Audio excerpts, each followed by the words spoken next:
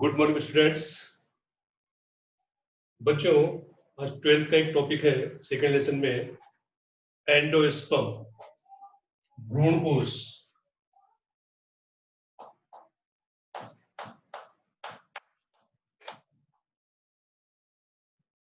बच्चों, नाम से पता चल जाएगा कि भ्रूण को पोषण देने वाली रचना को क्या कहते हैं बच्चों? भ्रूणकोश कहते हैं। हमने देखा था जब हम डबल फर्टिलाइजेशन की बात कर रहे थे बच्चों,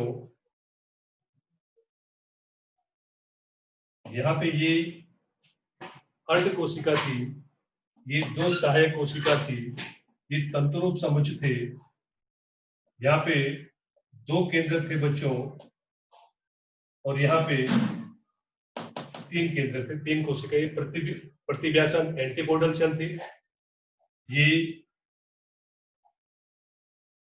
द्विध्रुवीय ध्रुवीय केंद्र थे बच्चों, केंद्रीय कोशिका थी, और ये अंड कोशिका। तो ये अंड प्रसाधन था, दो सहायक कोशिका। बच्चों, यहां से क्या आ रहा था? परागनलिका दो मेल गैमेट को लेके, ये दोनों मेल गैमेट बच्चों तंतुरूप समुच्च में प्रवेश करेंगे और इसको अपभ्रष्ट करके बच्चों ये भ्रूण कोश में मुक्त हो जाएंगे। एक जो मेल गैमेट है वो इसके साथ जुड़ेगा, N2N, ये बनेगा बच्चों जायगोट।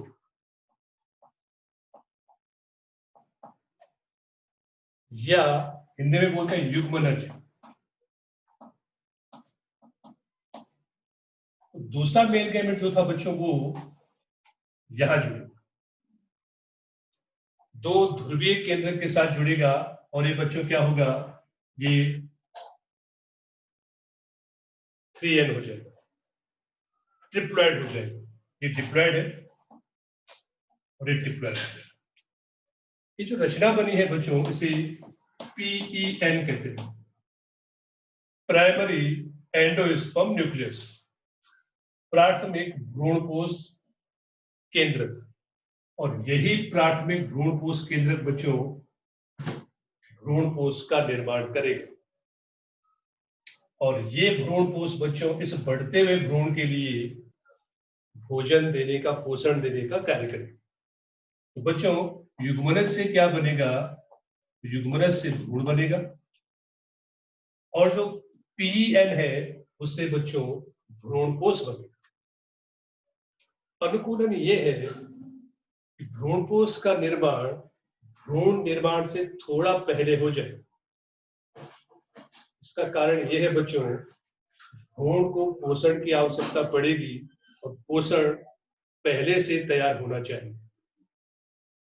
ठीक है, तो भ्रूणकोश का निर्माण किससे हुआ है? प्राइमरी एंडोस्पर्म न्यूक्लियस से हुआ है। भ्रूण का निर्माण किससे हुआ है? जायगोट से हुआ। ये हम कल पढ़ चुके हैं। ये यहां से परागनलिका अपने साथ दो एक की मेल गैमेट को लेके आ रही है बच्चों। उस मेल गैमेट में से एक मेल गैमेट ने अंड कोशिका के साथ जुड़ना है और युग्मनज का निर्माण करेगा, और ये युग्मनज विकसित होकर भ्रूण बनाएगा। दूसरा मेल गैमेट बच्चों द्वितीय केंद्रक था, यहाँ पे ध्रुवीय केंद्रक था, और उसमें दो केंद्रक थे NN।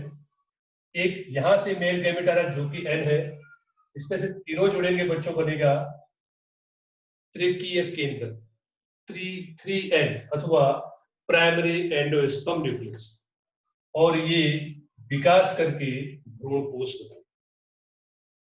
ठीक है बच्चों, जिम्नोस्पर्म में बच्चों क्या होता है कि जिम्नोस्पर्म में जो भ्रूणकोश होगा वो एककीय होता है। क्यों ऐसा हुआ? बच्चों, निषेचन से पहले ही भ्रूणकोश का निर्माण हो जाएगा अनावृत बीजधारी वनस्पति में। याद रखना, नीट का क्वेश्चन है। वहां पे PEN नहीं होता है, वहां पे जो एककीय जो ध्रुवीय केंद्रक था वो भ्रूणकोश का निर्माण निषेचन से पहले ही कर देगा। आवर्त बीजधारियों में निषेचन के बाद भ्रूणपोष बनेगा, वो भी पीएच। जिम्नोस्पर्म में ऐसा नहीं होता। ठीक है, अब आ जाइए कि भ्रूणपोष बच्चों तीन प्रकार के भ्रूणपोष होते हैं।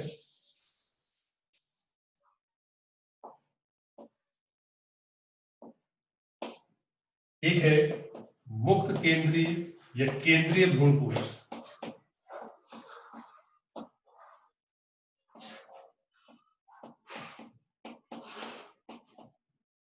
दूसरा बच्चों कोशिकीय भ्रूणपोष।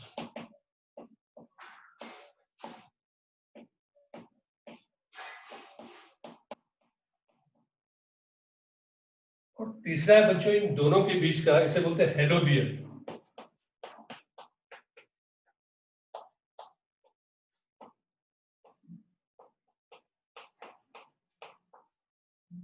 जो आवर्त बीजधारी वनस्पतियां है बच्चों, उसमें भ्रूणपोष का निर्माण तीन प्रकार से होता है। मुक्त केंद्रीय भ्रूणपोष, कोशिकीय भ्रूणपोष और हेलोबियल भ्रूणपोष। तो बच्चों पहले हम पढ़ते हैं मुक्त केंद्रीय भ्रूणपोष। मान लीजिए यहां पे ये है PEN,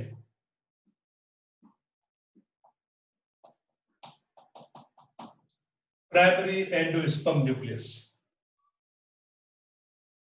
बच्चों होगा क्या, और ये जायगोट है। यहां पे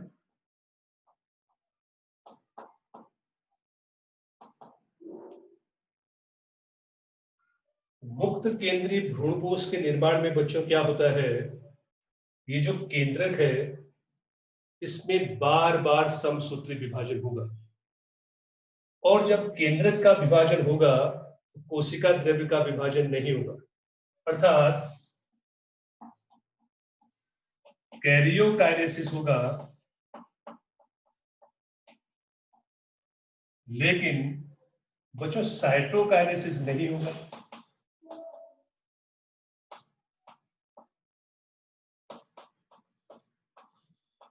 क्या होगा, कैरियोकाइनेसिस होगा, केंद्रक का विभाजन होगा लेकिन कोशिका द्रव्य का विभाजन नहीं होगा। उससे क्या होगा बच्चों, अनेक बार जब केंद्रक विभाजन होगा तो बहुत सारे केंद्रक बनेंगे, और ये केंद्रक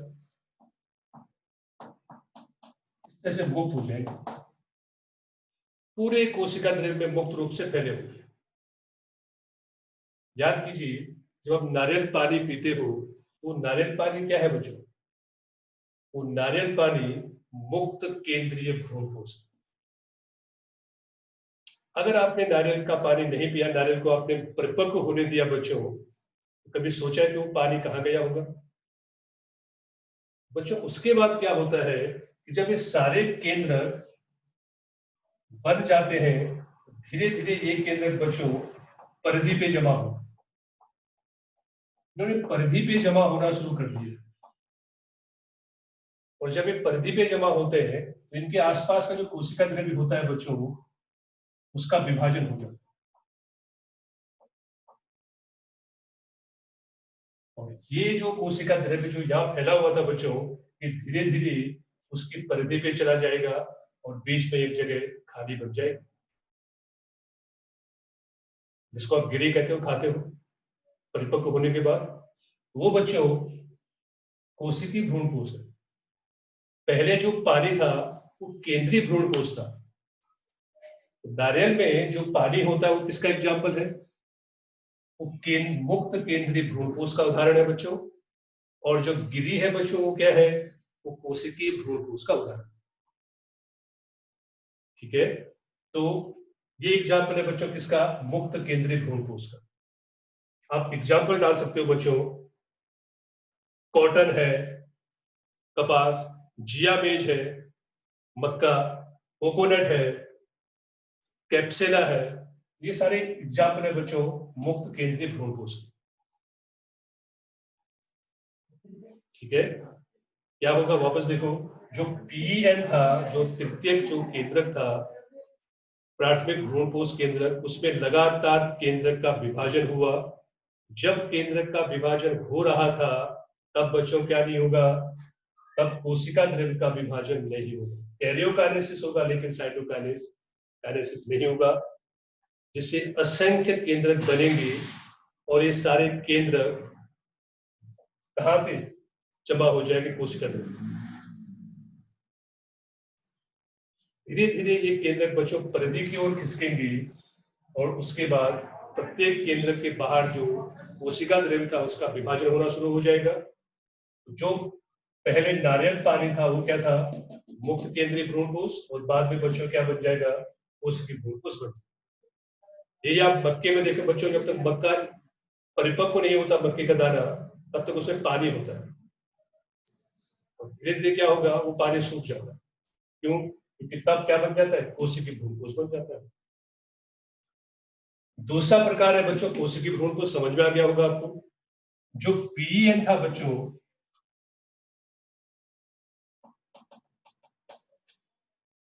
इसमें केंद्रक का विभाजन हुआ और केंद्रक के साथ साथ कोशिका द्रव्य का भी विभाजन हुआ।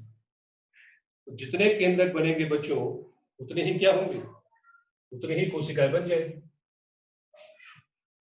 अर्थात केंद्रक विभाजन के साथ साथ साइटोकाइनेसिस भी होगा। इस प्रकार का जो भ्रूणकोश है बच्चों, उसे कहते हैं कोशिकीय भ्रूणकोश। एग्जाम्पल पिटूनिया और धतूरा। धतूरा और पिटूनिया में बच्चों किस प्रकार का भ्रूणकोश पाया जाता है? ठीक है। तीसरा बच्चों हेलोबियल भ्रूणकोश। हेलोबियल में क्या होगा? इनके बीच की अवस्था है बच्चों।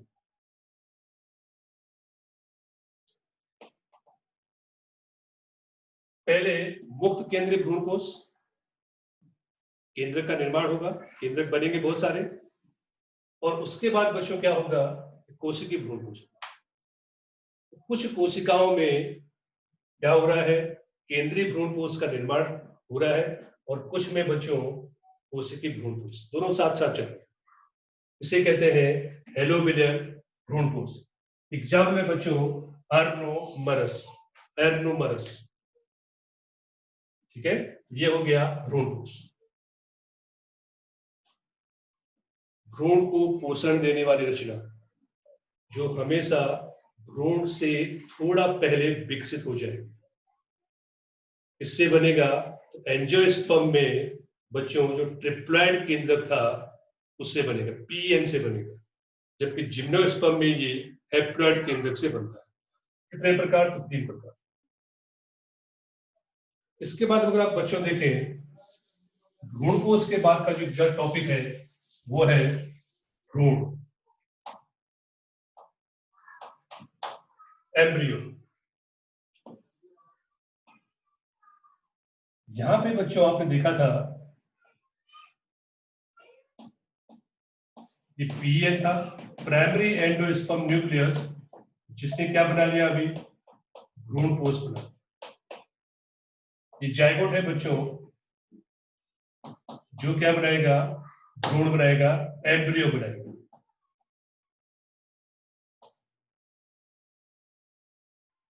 एक बीजपत्री और 2 बीजपत्री दोनों वनस्पति में बच्चों प्रारंभिक जो एम्ब्रियो निर्माण की घटना है, भ्रूण निर्माण की घटना है, वो दोनों में समान होती है। होगा क्या? इसको मैं यहां पे दिखाता हूं। ये एक कोशिका है बच्चों, इसमें असमान विभाजन होता है और 2 असम आकार की कोशिका बनती है। समसूत्री विभाजन तो 2 एंड 2 एंड होगा, एक छोटी कोशिका और एक बड़ी कोशिका। इस छोटी कोशिका को बच्चों बेसल सेल कहते हैं, आधारीय कोशिका कहते हैं, और इसे बच्चों एपिकल सेल कहते हैं।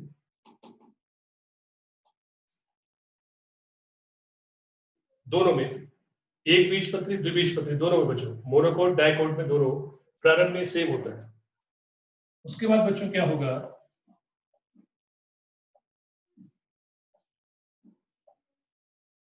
इसमें भी समसूत्री विभाजन, इसमें भी समसूत्री विभाजन, और एक उल्टे टी आकार की एक रचना बनेगी बच्चों, जिसे आप प्राक भ्रूण या प्रो एम्ब्रियो कहते हैं।